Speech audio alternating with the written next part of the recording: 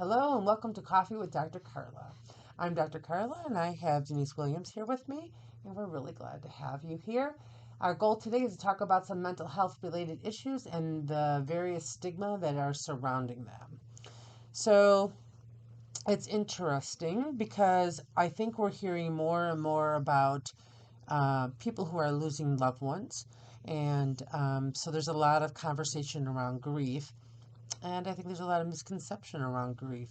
So, I don't know, you want to maybe share a little bit about your thoughts? Well, I agree that there's a lot of misconception around grief. I think that it's one of the topics that nobody talks about. Yeah. It's a strange topic to not talk about because it's something we're all going to experience. Well, it's uncomfortable, so then people don't want Right. to talk about things that are uncomfortable. What are you supposed to do, right? Well, and that's part of it. It's uncomfortable because it's sad. Okay. And people are, particularly in our society, we run away from sadness. We do everything we can to pretend sadness does not exist. Yeah. And if you're sad, oh, well, that's a problem. Well, no, sad is a part of life. Yeah, we need to feel all of our emotions. Yeah. Yes. And grief is one of those emotions. It's both a sadness and an emotion, as well as a simple thing that everybody goes through. You can grieve the loss of a loved one. You can grieve the loss of a job. You can grieve. I know someone who's been grieving for a very long time. The house that they grew up in, they moved away from, Oh, sure. and it was torn down. And they were devastated the day they drove down the road and the house was gone. They felt Right. as if part of their childhood, part of their life, just ceased to exist. Yeah, I do. I do remember after my parents died and we sold the house. Someone says, "Oh, you must be mourning the loss of the house," and I had never thought about it. Um, but interestingly enough, I knew the person who bought it, and he was totally Mm. gutting and rehabbing it, and so he was cool and let me go in as we were going along. And um, probably 80% of the time when I went in, I would just be like, "Oh my God, this is awesome," and then just start crying, and not so much because it wasn't interesting. It was kind of like what could have been, Mm-hmm. because I had heard my parents talk about wanting to do this or that, but then never doing it. And then watching this guy with this obviously incredible vision for this, little tiny house turn it into something spectacular that none of my siblings or I could afford because it is way out of our price range because he just put the little special things here and there.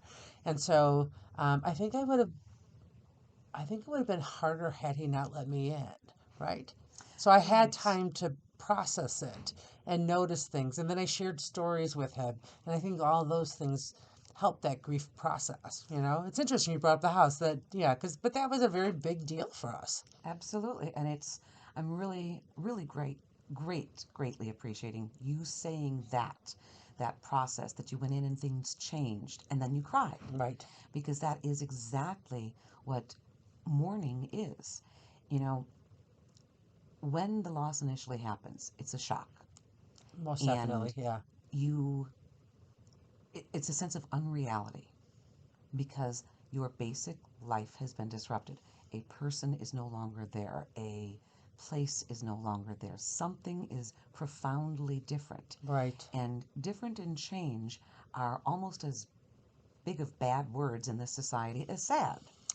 For sure. Right. So here you've got all of them all wrapped up at once. And we act like this is a problem. Yeah. No, it's a process. And when we accept it, when we, just in a sense, as strange as it might sound, embrace the process as part of life, Right. it's more peaceful. It's easier. It's more gentle.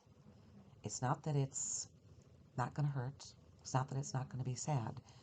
It's still going to hurt and it's still going to be sad, but it's a more gentle pain. It's more nostalgia and Yeah. melancholy and not just devastation. Right. Yes, the devastation can be there, and it is, when it's a person and it's somebody very close, a close family member, or someone who's just simply very close to you. Absolutely, it is devastating. But even then, it's part of the process. It's the shock, and as the shock wears off, embracing the change, embracing the part of life that it represents. I know at one point you and I had talked about all the different anniversaries of a death, the birthday of the deceased, or the first holiday without somebody, and you had given it a name. Why don't you tell us a little bit about? I'll let you reveal the name, but Okay. yeah. So, well, first off, we think about the first anniversary, the first holiday, the first everything that happens the first year. No, that's year zero. It doesn't count. Yeah. It's unreal. You have no idea what to expect, what is going to happen. How is it going to feel to have the empty chair at Thanksgiving? Right. How is it going to feel on your birthday and that person's not there with you, much less their birthday? Right. So the first year is really year zero. It's the second year that we call year one, because now it's real. Now you know what you felt last Christmas. You know what you felt on the anniversary of their death the first time. Right.